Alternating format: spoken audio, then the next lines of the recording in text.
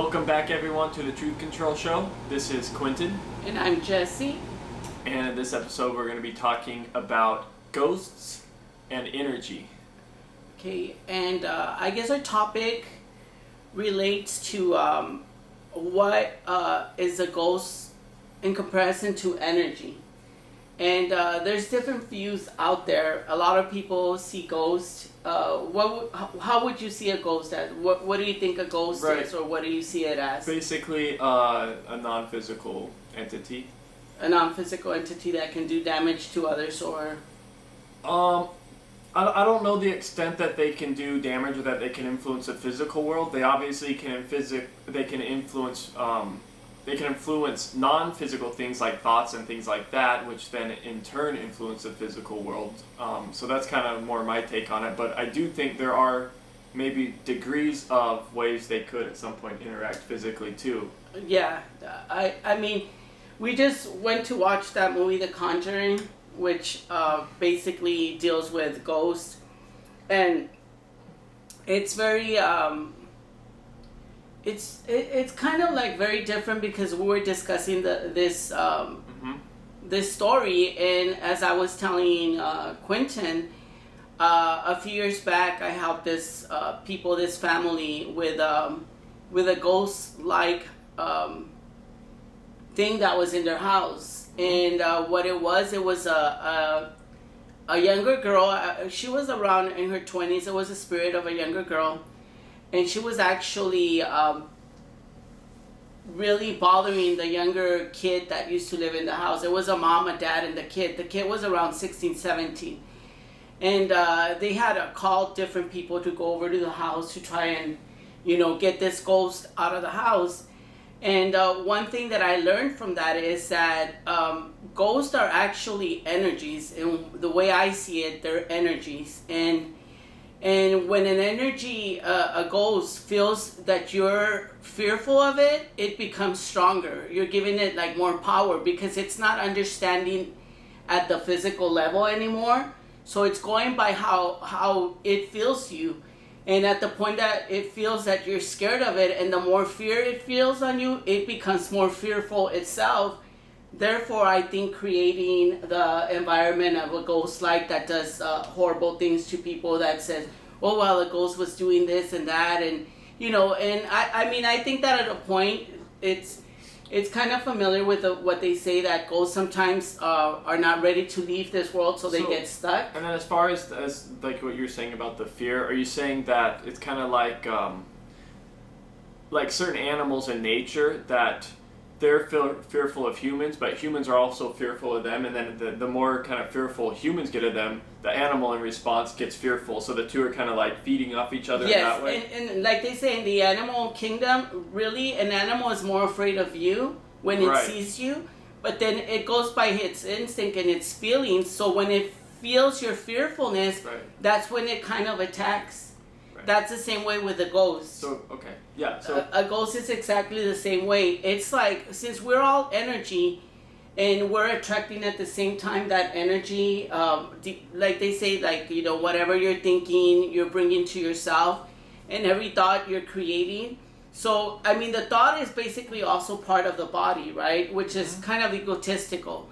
But at the same time, when you're touching, when you're creating with who you really are, which is spirit, which is, I guess your ghost, if you want to put it in that term, it's what you're sending out there that you're feeling that's bringing you back whatever situation is in your life.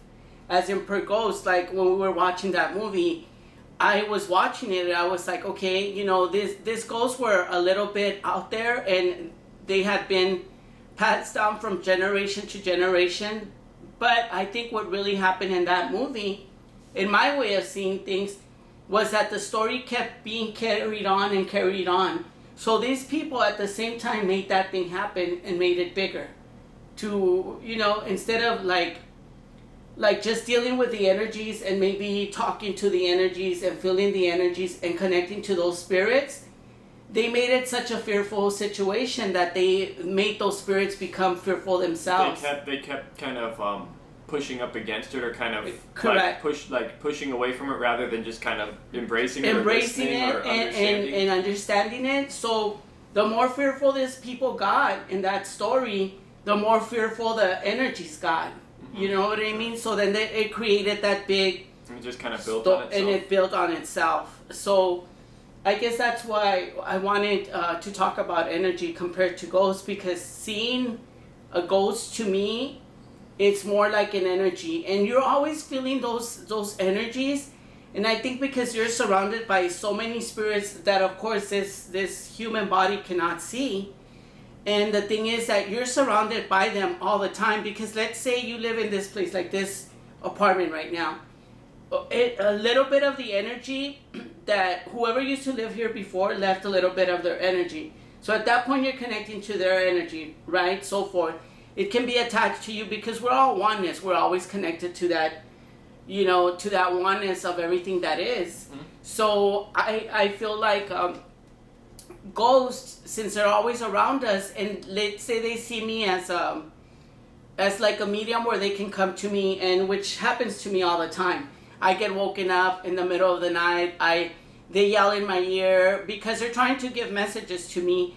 And I always tell the spirits, well, if you can bring that person to me, or if there's a way for me to connect to that person, and they're open to it, I'm more than willing to give the message to them.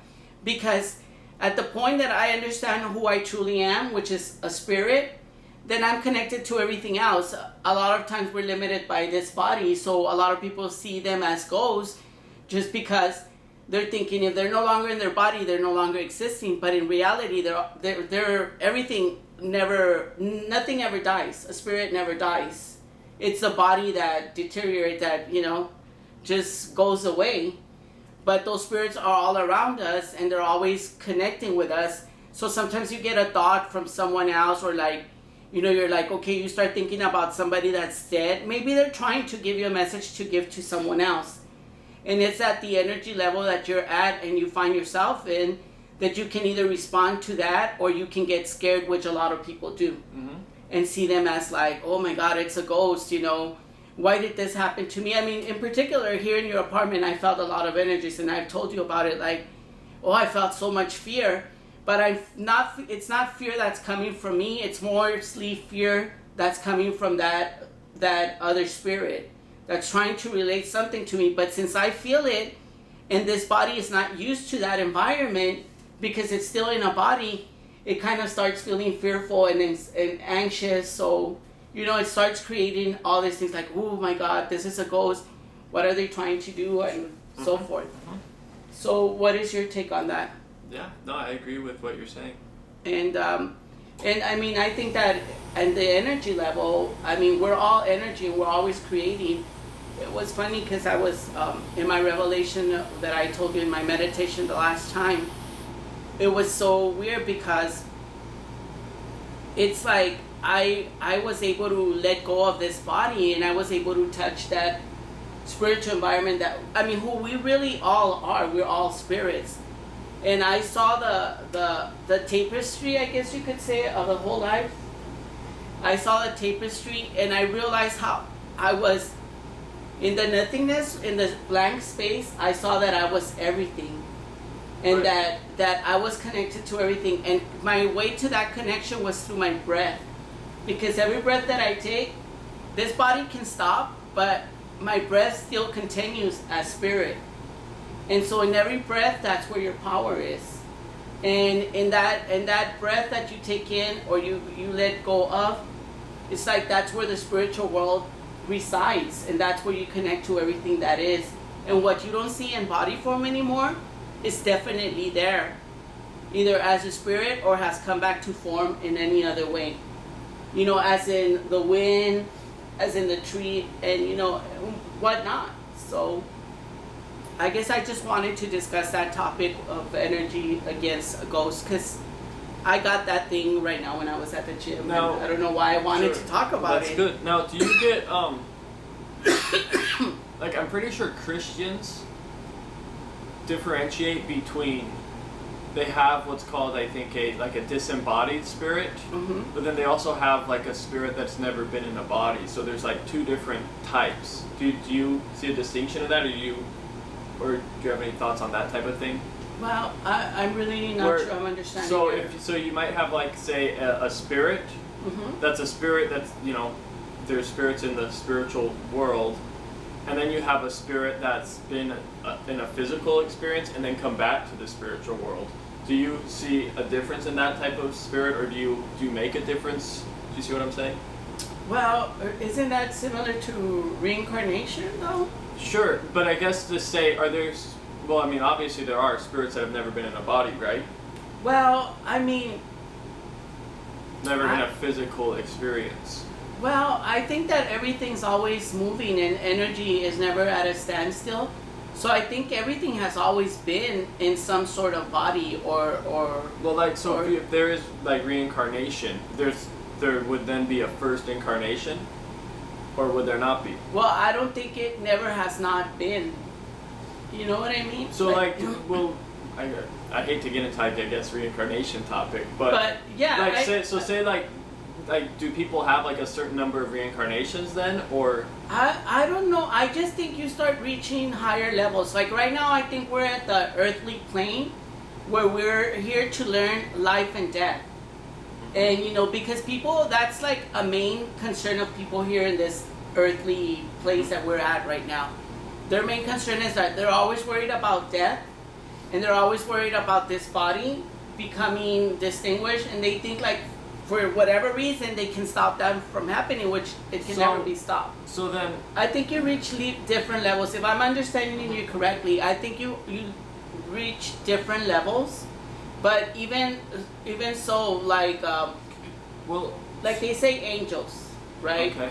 They say angels, that probably those are, I guess I hate to say entities, but things that have never taken on a role as a body form. Okay. Because they're pure spirit, pure energy. Right. But at the same time, though, it's like we're all the same. Have most ghosts then taken on a body experience, and then they're at a state kind of where they're still, I guess, perhaps stuck in this. They're still think this physical world or this type of energy is where they're at, and they're not necessarily moving out of that world. Yeah, they're I guess the word, which I think is such an ugly word, is limbo, I guess you could say. But it's not because you're in a place called hell or in between worlds. I don't think it's that. I think it's just that it was maybe a person that instantly got killed or suddenly got killed and wasn't able to reflect or see the light, because the light comes either way. The light is always there. And it's kind of confusing to that extent, but the thing also, maybe the ghosts are more connected to the earthly plane at that point when there's still ghosts, because they're still spirits. They're still able to see and contact us by a sense of feelings, by a sense of they come into your mind, their energy, so they're always there, so they never stop existing, right? So it's not because they're stuck, it's because to them it's normal, because they're a spirit, and this is a spiritual world. But us as physical forms, we see it as a physical form, and we think that this is all we are. And to the spiritual world, they think everything is normal because they're at their normalcy at that point. They're where they're supposed to be, at their normalcy.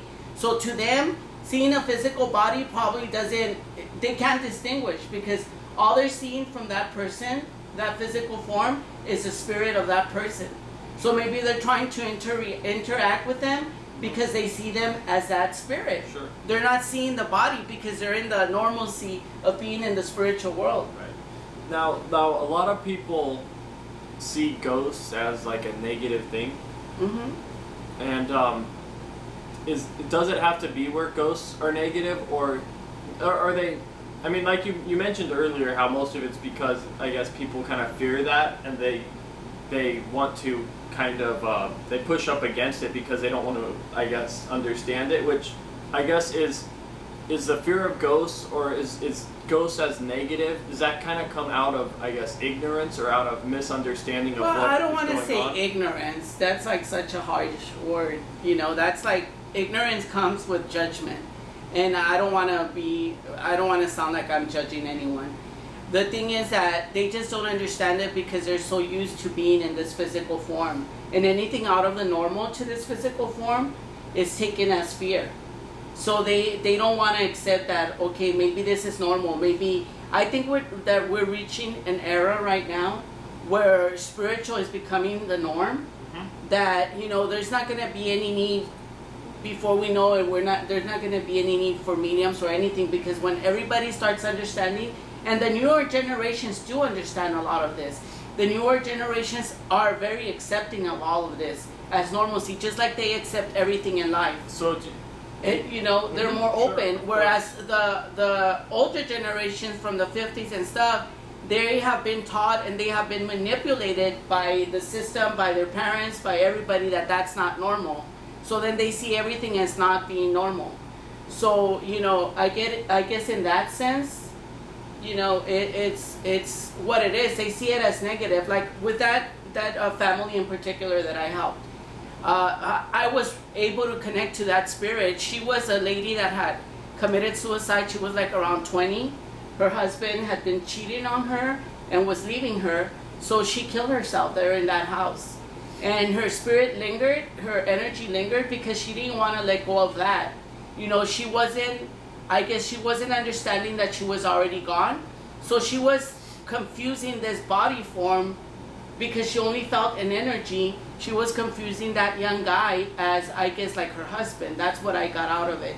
But, you know, after she felt that I did not have any fear, because even the people that had gone before, and supposedly those ghost busters, there had been some people that had gone and visited the house, and they were like, oh, you know, it's a strong ghost, and, you know, this and that and this and that. I right away told Donna, you know what, Donna, this is actually just a very sad ghost, that it's an energy that got stuck. And I talked with the ghost, I told her, you know what, you need to see the light. And you know what, it sounds very cliche, but that's basically what they need to see. It's see the light and continue following that road. You light up candles and you make it, since they can't really see the physical world, they can and they can't. It's kind of confusing in that aspect.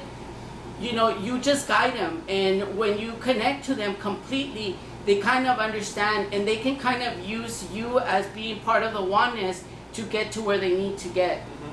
And so then they go on, you know, and Lord and behold, she was gone after like 2 weeks. So it was really me connecting to that energy and just showing that energy that I wasn't scared, because there was nothing to fear. Just like there's nothing to fear right now. Yeah, if I were to see a ghost, probably my body would react at a level of the body, egotistically, but at a spirit level, we're all the same. So, you know, I couldn't be touched at that level. So can a spirit physically harm somebody? They can do some things, but I think it's when you give them permission, I think. Because this young man, he was like 16, 17, he got scratched, like his face got scratched, but you know, there was really no other witnesses there, so I kept thinking that maybe it was him that scratched himself. Sure. Maybe in the fight. So that kind of ties into, I guess, like possession. Yeah. Where a spirit kind of can take over you. Oh yeah, and they can. Right? Yeah, they can take over you because you're a spirit yourself, so they can take your form. Well, it's kind of, I mean, it's no different than like a to a degree, like you know, like a company, or like I don't know, just like a manipulative person kind of taking over you, and kind of they can, I guess, exploit weaknesses or places where you are kind of off guard, and they can you know, basically influence your decision making. And I guess spirits are similar in that regard. Yeah, exactly. And you see at the spirit, but you see in the spirit level, they're more connected to who we really are, the spiritual world. You see, and they probably already understood that this physical world is full of fear, because they've already experienced this body, so they understand that. So they understand, I guess, to a certain degree, that they can put fear in you by doing the things that they do. So once they get a hold of you in that way, the manipulation stage, then they'll continue playing with you. That's why you see, like, they move things and everything. And sometimes, you know what? I've had experiences like with my brother that passed away, that I tell you, I always connect with him. I'm always talking to him. He's put a book in the sink just to, make fun of me and, and talking. That's my connection with him. Numbers, we connect by numbers too. And no, when you like, say your brother, you're talking your my dead brother. Right? My dead brother. He's put, like, one time I was reading this book and I was like really meditating on something. I jumped into a shower and I just told him, okay, prove to me that you really are here with me. And that book that was in my bed ended up in the sink, and drops of water were dropping on it. And I was like, okay, now you want to ruin my book. It's like, and then he communicates with me with numbers. So you're always communicating. So a lot of people, when they see, I just read an article where this girl was asking if it's possible that her dead parents communicate with her, because she sees a lot of little things. She sees pennies from heaven, blah, blah, blah, and she wasn't too sure. The thing is that they do communicate with you. Right, and then so, kind of what I was saying about possession, like when people like pray or something, or they ask for help from like God or, Jesus or a spirit or whatever, that is no different than a ghost, right? It's still, it's just a spiritual energy, and it's like one can be used kind of to, I guess, align with your intent and help you, and one can like misalign with what you want to hurt you, and it's kind of up to you to decide how you use that energy and how you view it and how you go about it. Because it's like I told you, I mean, when I was younger, I was just reading this article with this book with, I think I'm pronouncing her name correctly, but her name is Immaculée Ibagaza, I believe, and she was part of the genocide in Rwanda. And she saw her parents get killed, everything, and she connected to this higher spirit, which is something she believed in, which was the Virgin Mary. And she connected to that. She had a rosary, and she was saying the rosary and praying. And she said that under all this war and everything that was going around her, she touched a place where she literally saw the Virgin Mary come to her and hold her hand. And she felt a sense of relief, a sense of peace. And now she's writing about it. And she was, and at that point, if that's what the spiritual guidance that was given to her, if that the Virgin Mary was the person that was there for her, the spirit that was there for her, guiding her because she believed that much in that spiritual entity, then, that's who comforted her. At the same time, it was her, because you're connected to all the oneness, just like I told you about Jesus. When I was a young person, when I was very young, I went through a similar experience of where I lived with a man, my father, who was very mean to us, abused us physically, mentally, everything. And I would always go to a place of connection and peace, and I would always see the figure of Jesus. At that point, I didn't understand who Jesus was, but I knew it was like a spiritual something. And the more I learned about Jesus, the more I connected to it. Right. And he kept on following me throughout the years. Now, this Jesus that you're saying, that is technically a ghost, right? Correct. But it's a ghost in the sense that I guess it's helping you, because that's kind of what you were pulling in and allowing into yourself. Correct. And at the same time, I mean, I respect everything. I feel Jesus was a messenger, and I feel like all spirits are always there helping you and guiding you. But at the same time, I'm not boggled down with the fact that Jesus is going to save me. Yes. Like a lot of Christians and things like that. Right. I'm not one of those people. And you know what? I respect everybody, whatever they believe. But my beliefs are not that Jesus is going to save me, and without Jesus, I'm not going to be saved. And, and the thing about it is I don't mean to disrespect any Christians, whatever you guys choose to believe. And you know what? If you call me blasphemous, that's okay. That's just the way I believe. I respect him as a messenger, and he was here to give a message. And in my difficult times, I felt his energy and his spirit around me. Now, there's, I guess people would call it satanic type people that tap into spirits and do, what's called black magic, and use them to, I guess, kind of harness that energy and that help from that other side to fulfill their purpose. And they basically kind of exchange a part of themselves in exchange for that help from the other side, that knowledge from the other side, where they're able to kind of use it to their advantage. Do you have any thoughts on that type of thing? Well, my thoughts on that is that there just can't be two different things. There can't be a God and an evil. So I believe that it's all from the same energy. Right. So basically, these people, when they're tapping into these dark forces, it's just a different perspective or a different way to look at the same when somebody's tapping into the good forces. Correct. And they're just using these forces kind of aligned with the way they see. Everything's in the same alignment. There's no difference. I mean, like I told you before, I don't think there's good and bad. I don't think there's good and evil. We as a body perceive it as that, and we want to perceive it, but everything's wholeness. Everything's whole. Everything's from the same, I guess you can't say God, but from the same energy. So you can tap into anything and everything. And at the same time, yeah, they're tapping into it, but are they really tapping into something? Are they tapping into their mind, tapping into that and making it happen? Because they're creators. So they're making anything that they want to happen with them. Even if it's black, dark magic, they're making it happen because they're bringing it to themselves with their energy. But it's the same energy, the same universe, the same breath that we all breathe. Right. So it's, but there's no difference. There's no good or bad. To them at that point, it's just like a killer. Like we've discussed that. A person that kills, we don't know what their higher purpose is, but we see it as bad because we think like, oh, this person killed this person. Yeah, in our level, not seeing the bigger picture, we will see that. And we will think it's bad that they did what they did because they took another human life. But at the bigger picture, we don't know what their purpose is, why they came to learn that lesson. It's all different degrees of what you choose to believe, but you're creating. So if you're creating a dark, evil, energy, then it's going to come that way and it's going to be perceived that way because that's the way that human body is perceiving that and creating for itself.